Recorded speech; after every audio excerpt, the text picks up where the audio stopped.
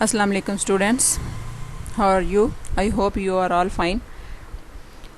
Today we start our chapter number 6, The Reward, written by Lord Dunsany.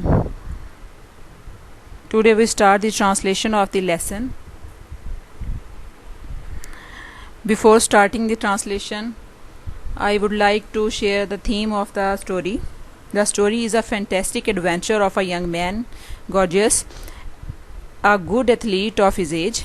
He hit on a wild idea of becoming a court acrobat.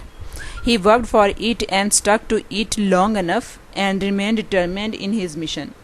He ultimately succeeded in achieving his ambition in more than 60 years without using any shortcut or becoming frustrated.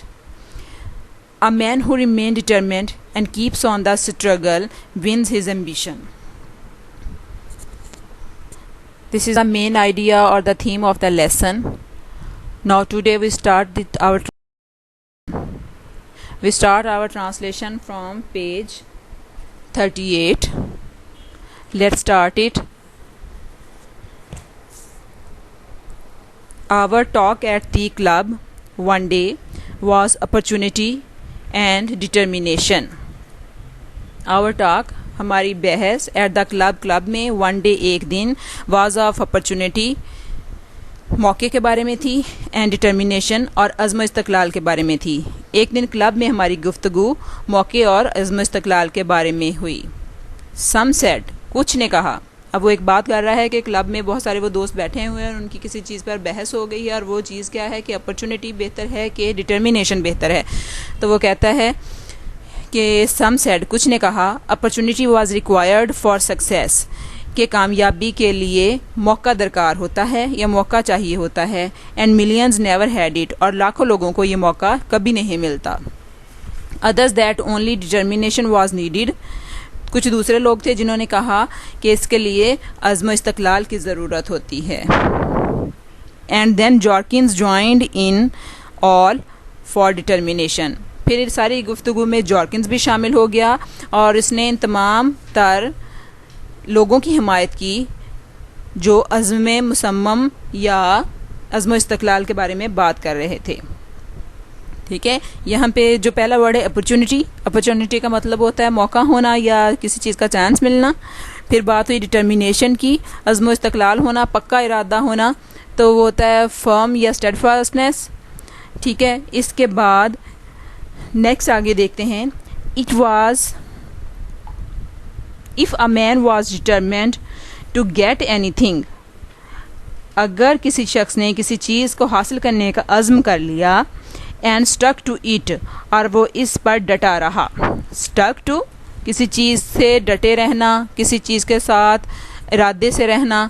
तो fast and, जिसको हम कहते हैं fastened to, attach to. ठीक है, अगर किसी शख्स ने किसी चीज़ के हसूल का अज़्म कर लिया और वो काफ़ी अरसा उस पर डटा रहा, ही गॉट इट, तो उसने उसे पा लिया. सेड जॉर्किंस ने कहा. ठीक है, तो जॉर्किंस ने यहाँ पर अपना पॉइंट ऑफ व्यू दिया है कि एक शख्स जो किसी बात के लिए उसने इरादा किया और वो मुसलसल इसके लिए डटा रहा, डिटरमेंट रहा, तो समझ लो कि उसने ये पा लिया, उस चीज़ को पा लिया. नेक्स्ट लाइन देखते हैं. एनीथिंग, कुछ भी. आस्क टर्बेट, टर्बेट ने पूछा. अब ये दूसरा करैक्टर इंट्रोड्यूस हो रहा है. वहाँ पर काफ़ी लोग हैं लेकिन दो करैक्टर इंट्रोड्यूस करवाए गए हैं अभी तक. एक है जॉर्किंस और दूसरा है टर्बेट. जॉर्किंस जो है वो डिटर्मिनेशन की फेवर में है और जो टर्बेट है वो अपॉर्चुनिटी की फेवर में है. अब जबकि जॉर्किंस ने अपनी बात कह दी है तो जॉर्किंस को के बात के जवाब में टर्बेट कहता है कि कोई भी चीज़, किसी भी चीज़ के लिए अगर वो डिटरमेंट रहता है, एनीथिंग. अब जॉर्किंस जवाब दे रहा है कोई भी चीज़. जॉर्किंस रिप्लाइड, जॉर्किन ने जवाब दिया, so long as he stick to it, अगर लंबे अरसे तक वो इसके साथ वाबस्ता रहे,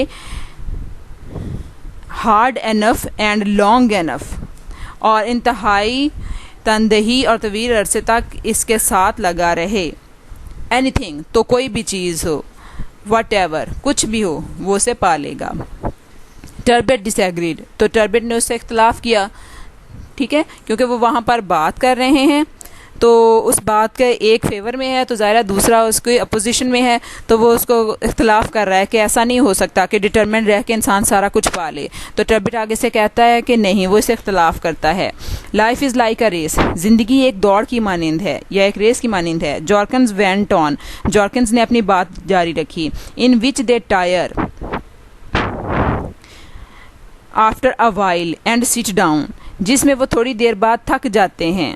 कौन? जो कि ज़िंदगी गुजार रहा है, लाइफ में चल रहा है। टायर, टायर का वर्ड यहाँ पर यूज़ हुआ है, यहाँ पर थक जाना, जिसको हम टायर्ड बोलते हैं, फटीग्ड बोलते हैं, जिसमें वो थोड़ी देर बाद थक जाते हैं।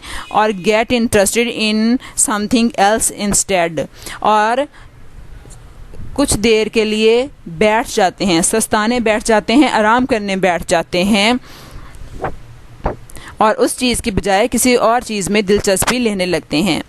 The man who keeps on wins the race, लेकिन जो शख्स मुसलसल कोशिश जारी रखता है वो ये दौड़ जीत जाता है। जॉर्किंस कहता है कि इंसान की ज़िंदगी जो है वो एक रेस की तरह से है, एक दौड़ की तरह से है, जिसमें वो किसी चीज़ का इरादा करता है, उसके पीछे चल पड़ता है, लेकिन अगर कई दफ़ा ऐसा होता है कि इंसान उस चीज़ के पीछे पीछे दौड़ते हुए थक जाता है तो वो थोड़ी देर के लिए उसको छोड़ देता है। थोड़ी देर छोड़ने का मतलब ये होता है कि उसका इंटरेस्ट उससे ख़त्म हो गया और वो अपने ट्रैक से हट गया, उसको छोड़कर किसी और रास्ते पर चल पड़ा।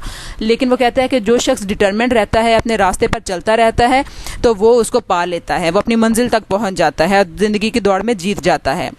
एंड सपोज, और फ़र्ज़ करें, a man wanted to be skating champion of the Sahara, कि एक शख्स सहारा रेगिस्तान में स्केटिंग का चैम्पियन बनना चाहता है। सर टर्बिट ने कहा, and couldn't afford the money to get there, और वहाँ जाने के लिए उसके पास रकम ना हो तो वो क्या करे। अब जो है टर्बिट उसको, क्योंकि वो उसकी मुखालफत कर रहा है, वो उसे कहता है कि अगर यही बात है डिटर्मिनेशन की, तो क्या एक शख्स जो है वो सहारा में स्केटिंग कर सकता है। सहारा जो आपको पता है कि एक बहुत बड़ा डेजर्ट है और स्केटिंग जो है वो बर्फ़ पे की जाती है। तो अब वो दो अपोजिट चीज़ें बता रहा है कि अगर किसी शख्स की ख्वाहिश ये हो कि वो स्केटिंग करे और सहारा में जाकर करे, तो क्या उसके लिए ऐसा मुमकिन है, क्या वो ऐसा कर सकता है। He would make the money, वो रकम कमाए, सेट जॉर्किंस, जॉर्किन ने कहा।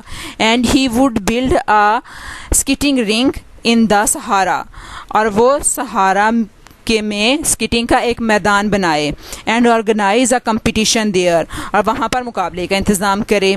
ही would be skating champion all right if he really gave all his time to eat, वो कहता है कि अगर वो अपना तमाम वक्त इस काम के लिए वक्फ कर देगा तो वह स्केटिंग का चैम्पियन बन जाएगा। मतलब ये वो अभी भी अपनी बात पे है कि चाहे वो डेजर्ट है, अगर वो इसके लिए मेहनत करेगा, पैसे कमाए, वहाँ पर एक रिंग बनाए, एक ऐसा मैदान बनाए जहाँ पर स्केटिंग की जा सकती है, तो वो अपनी डिटर्मिनेशन से वो सहारा के जो सहरा है उसमें भी वो बना लेगा और वहाँ पर भी इसका चैम्पियन बन सकता है।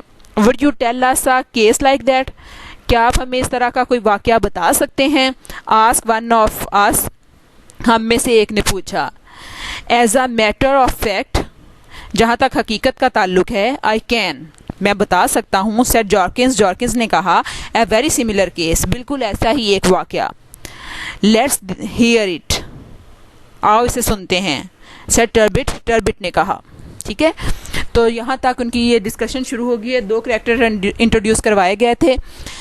तो अब नेक्स्ट जो स्टोरी है वो कल पढ़ेंगे, आज फिलहाल हम इसके सिनोनिम्स करेंगे। तो उसमें आप देखिएगा एक तीसरा कैरेक्टर जिसके मतलब जिसके इर्द गिर्द ये सारी स्टोरी घूमती है, वो इंट्रोड्यूस करवाएगा जॉर्किन स्टोरी सुनाते हुए। तो कल हम वहाँ से बात करेंगे कि कैसे वो अपनी बात को प्रूव करता है कि डिटर्मिनेशन ज़रूरी है अपॉर्चुनिटी के मुकाबले में। ठीक है, आज तक जितना हमने पढ़ा है उसके सिनोनिम्स देख लेते हैं।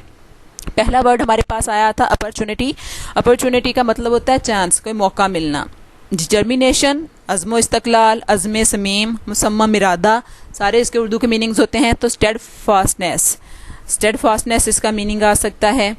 ठीक है, फर्मनेस इसका मीनिंग आ सकता है, सिनोनिम बन सकता है। रिक्वायर्ड, किसी चीज़ का तकाजा होना, किसी चीज़ की ज़रूरत होना, तो कंपल्सरी। ठीक है, इसके बाद डिटरमिन्ड, मुसम्मम इरादे से रहना, तो एम्बिशियस। स्टिक टू, किसी चीज़ से चिमटे रहना, किसी बात पर डट जाना, तो फास्ट एंड टू। इसके बाद नेक्स्ट वर्ड हमारे पास यूज़ हुआ था टायर। टायर का मतलब होता है थका हुआ होना, थक जाना किसी चीज़ से, बेदम हो जाना, तो गेट फिटीग्ड, के थका हुआ हो। नेक्स्ट हमारे पास वर्ड आया था अफोर्ड, अफोर्ड का मतलब होता है किसी चीज़ का इंतज़ाम करना, किसी चीज़ की सकत रख सकना, तो पे फॉर। इसके बाद नेक्स्ट वर्ड आया था रिंक। रिंक ये खेल का एक मखसूस मैदान होता है जिसको हम प्ले ग्राउंड कह सकते हैं, जो डिफरेंट चीज़ों के लिए यूज़ होता है। An area set aside for jousting, के खेल का मखसूस मैदान, जहाँ पर ये बात हुई थी कि वह सहारा डेजर्ट में एक रिंग बनाएगा और वहाँ पर स्केटिंग करेगा। तो रिंग का मतलब होता है कि ऐसा एरिया बनाना जहाँ पर कोई मखसूस खेल खेला जा सके, खेल का मखसूस मैदान बनाना। ऑर्गेनाइज, ऑर्गेनाइज का मतलब होता है किसी चीज़ का इंतज़ाम करना। तो इंच, कंपटीशन, कंपटीशन का पता है हमें मुकाबला, तो कंटेस्ट आ सकता है इसके मीनिंग। ठीक है, ये था आज का हमारा लेसन। आप कोशिश करें कि इसके मज़ीद और इन गिवन वर्ड्स के सिनोनिम्स तलाश करें। कल इसे अगली ट्रांसलेशन के साथ आपके सामने फिर हाजिर होंगे। तब तक के लिए अल्लाह हाफिज़।